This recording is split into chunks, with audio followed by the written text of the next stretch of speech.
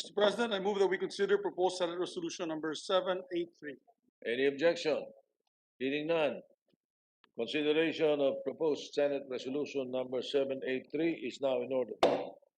Secretary will read the title and the text of the resolution.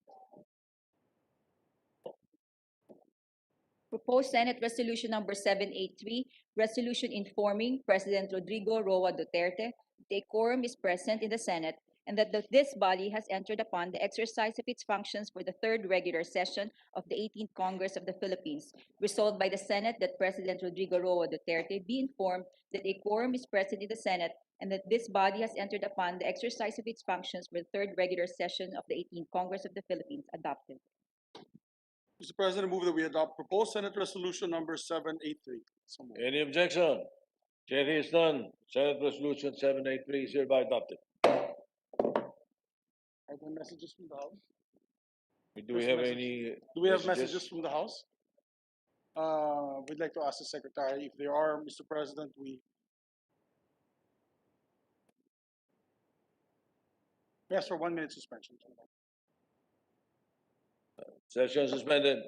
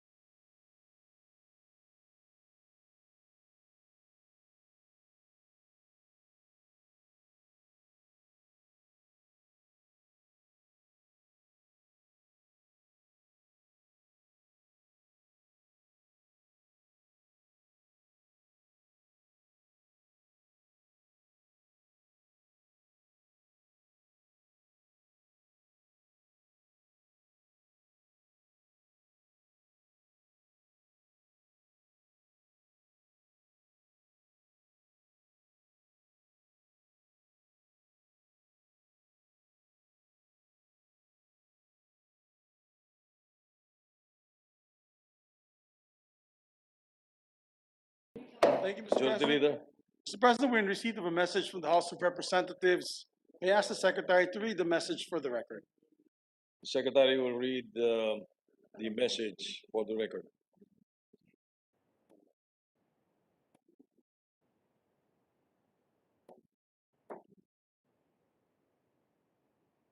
The letter from the Secretary General of the House of Representatives informing the Senate that the House of Representatives has adopted House Concurrent Resolution number 18 entitled Concurrent Resolution Providing for the Senate and the House of Representatives to hold a joint session to hear the message of the President of the Republic of the Philippines in which it requests the concurrence of the Senate. Therefore, Mr. President, I move that we consider House Concurrent Resolution number 18. Any objection? Chair hears none. Consideration is in order. May we ask the Secretary to read the Yes, the title and Secretary text of the resolution? will read the concurrent resolution. Concurrent resolution providing for the Senate and the House of Representatives to hold a joint session to hear the message of the President of the Republic of the Philippines, resolved by the House of Representatives, the Senate concurring, that both houses of Congress of the Republic of the Philippines hold a joint session on Monday, July 26, year 2021 at 4 o'clock in the afternoon at the Session Hall of the House of Representatives to hear the message of the President of the Republic of the Philippines. Adopted. Mr. President, I move that we adopt House Concurrent Resolution number 18. Any objection? Chair hears none. House concurrent resolution number 18 is hereby adopted. Mr. President, I move that we consider Senate Concurrent Resolution number 15. Any objection? Hearing none, the motion is approved. The consideration of Senate concurrent resolution number 15 is in order. Secretary will read the title and the text of the resolution. Senate Concurrent Resolution Number 15, concurrent resolution creating a joint committee of the Senate and the House of Representatives to notify the President of the Philippines that Congress, now convened for its third regular session of the 18th Congress of the Philippines, is ready to hear his State of the Nation address in a joint session of both houses.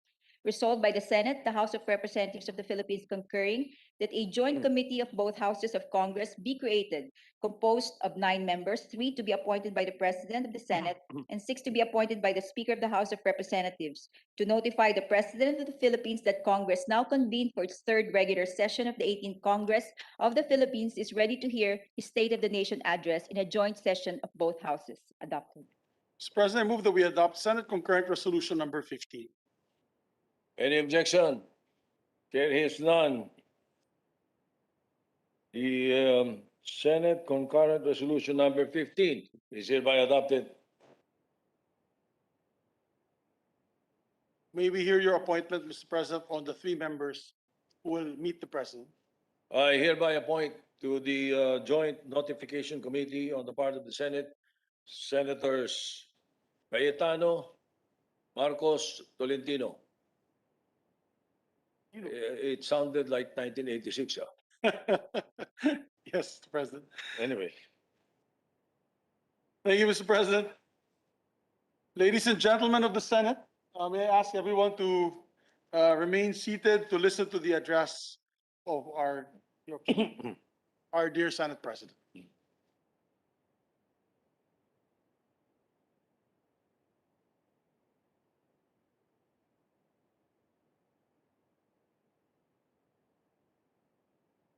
Majority Leader, yes. President, before we proceed with your message, there's some information from Senator Cayetano that she won't be physically present in Congress. So would you want to replace her with another name, Mr. President? All right, so Marcos, Tolentino, and De La Rosa. Thank you, Mr. President. Ladies and gentlemen of the Senate, we are now ready to listen to the address of our distinguished Senate President.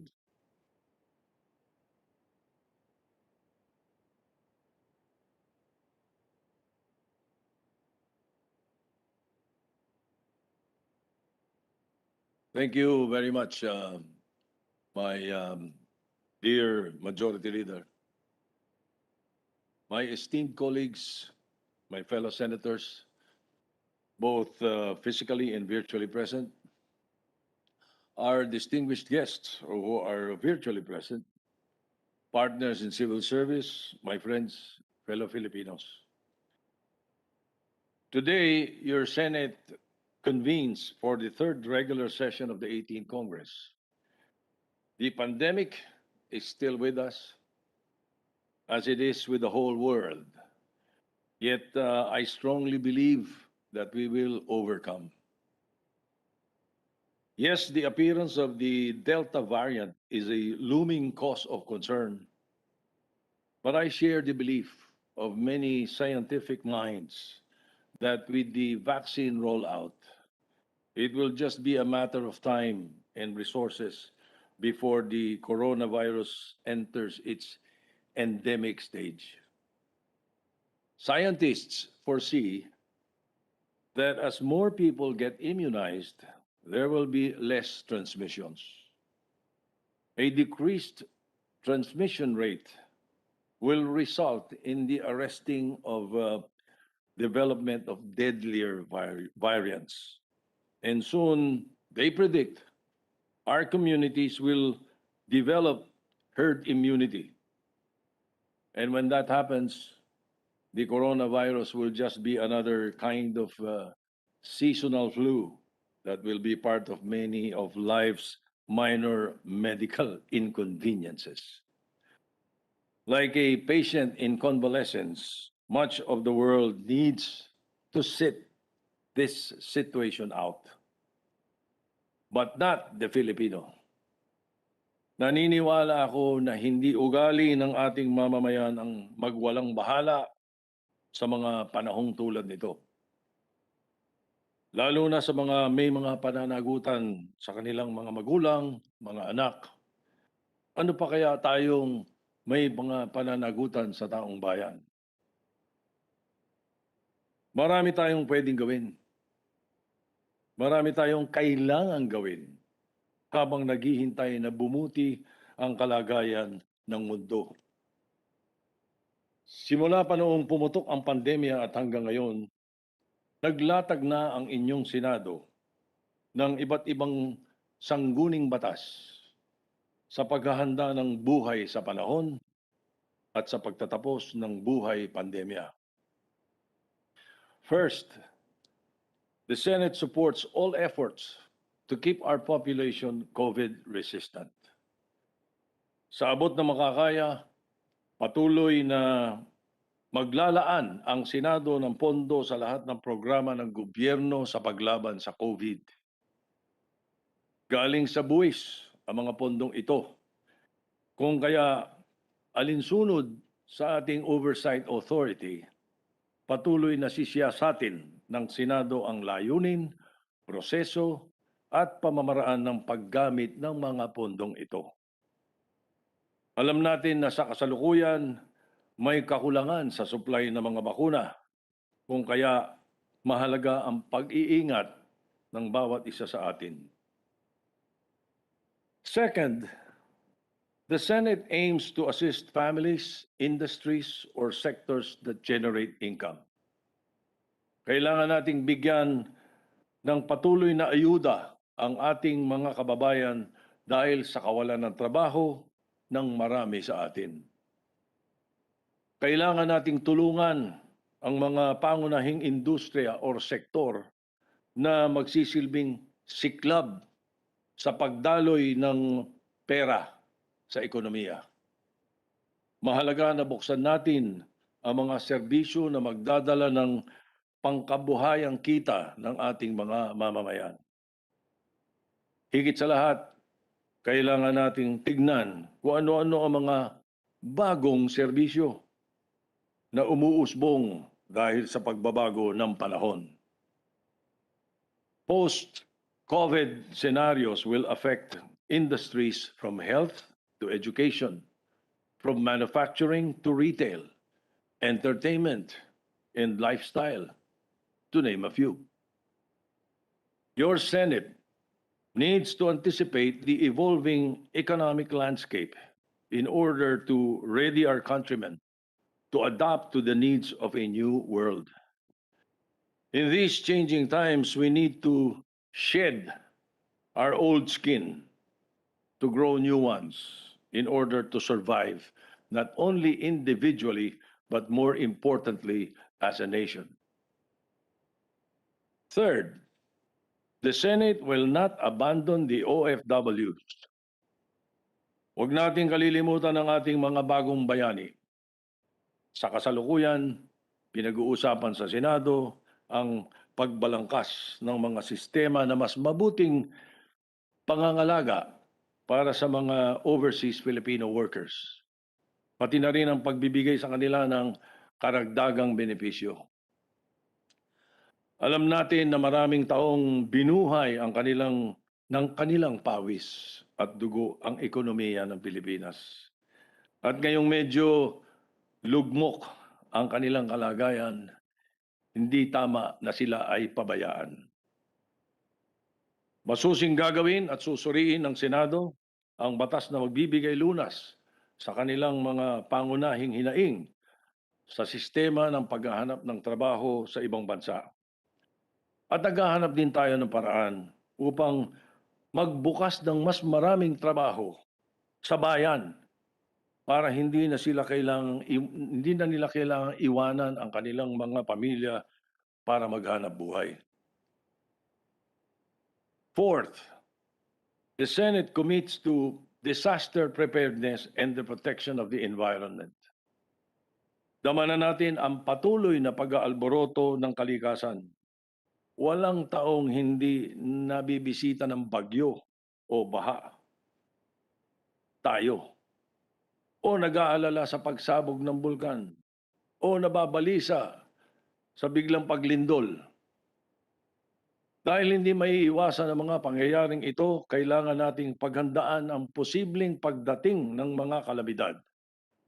Muling tatalakayin ng Senado ang usapin ng kahandaan laban sa salot o sakuna. At dahil ang sakuna ang dulot ng pagmamalabis sa kalikasan, kailangan suriin din po natin ang mga pamantayan ng pangangalaga sa ating mga dagat, bundok, papawirin at parang. This august body will not only focus on the foregoing legislative measures.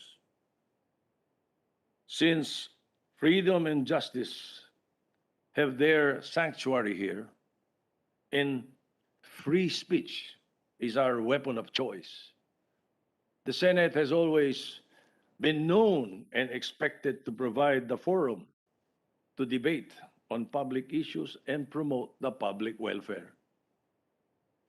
We will continuously seek to expose corruption in public service and direct this searchlight of one of our committees towards the dark corners of our bureaucracy where corruption and injustice thrive unnoticed.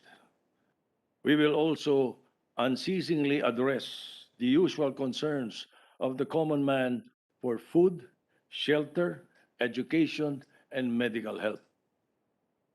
I, as your Senate President, together with my esteemed colleagues, owe it to the Filipino people to build on the gains of the second regular session and to continue to forge a path for our country's recovery.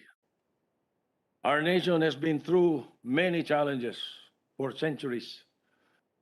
Through most of these years of trials and disruptions, the Senate has always been there for the country and the people. Sa pagbubukas po ng third regular session ng 18th Congress, inaanyayahan ko po ang sambayan ng Pilipino na makipagtulungan sa inyong mga senador at sa ating bayan sa aming hangarin na makaambag sa ikabubuti nating lahat. I ask for everyone's help, even as I will be the first to say that the task is overwhelming. In my readings in public policy, I learned that the pandemic is a kind of situation that results in a wicked problem. My dear countrymen, if there is anything that this pandemic has taught us, it is the fact that we share one world, that our interconnection runs deeper than our economics or politics. The pandemic's scope has revealed that regardless of geography or race, economic status, or government regime, we are all the same down to our atomic and genetic level. Sabi nga ng isang makata, namumuhay tayo sa panahon ng bugtong. The pandemic is like living inside a riddle of the ancient Sphinx, where we are both the conundrum and the solution. In our quest for the answer, we might even discover that there might not even be just one solution, but a number of them that we need to uncover over time. In any case, it is a solution that will largely depend on our commitment in preserving the world for our children and our sincere effort to work together. The times have become a test of our mettle, and not only as individual people, but also as a nation. And more importantly, as a nation among others in the world. For we cannot fight this fight individually, nor think of ourselves at the expense of others. This is the time to find strength in numbers and to be kind and generous despite our own wants. Whatever the outcome of tomorrow is our shared destiny. In conclusion, let me reiterate my welcome to the senators for the third regular session of the 18th Congress.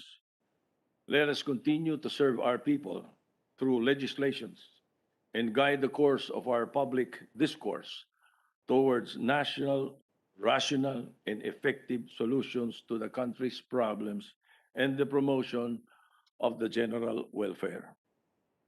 The values of life, liberty, justice, and equality will never go out of style.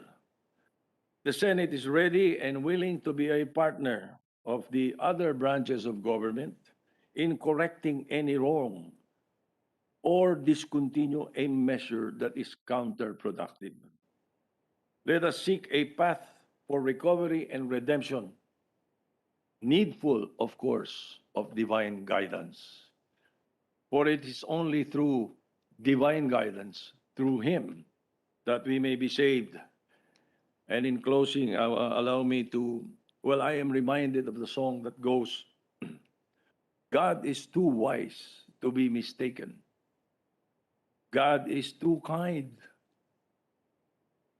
God is too good to be unkind.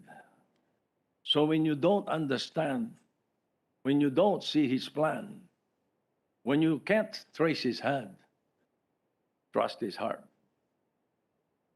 With the Filipino people, the Senate is united. Mabuhay ang Pilipinas.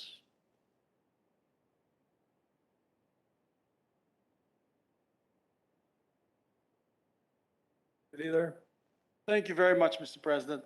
Mr. President, before we suspend session, we request our colleagues to remain in the session hall for the photo session. Mr. President, there being no further business, I move that we suspend session until 4 o'clock this afternoon, at which time we shall reconvene at the session hall of the House of Representatives to hear the State of the Nation address of President Rodrigo Roa Duterte in a joint session of both houses of Congress. And when we adjourn the joint session, the session of the Senate shall be considered adjourned until tomorrow, the 27th of July, 2021 at 3 o'clock in the afternoon. Thank you, Mr. President. May we request our colleagues to remain at the session hall for the photo session? Is there any objection to the motion of the Majority Leader?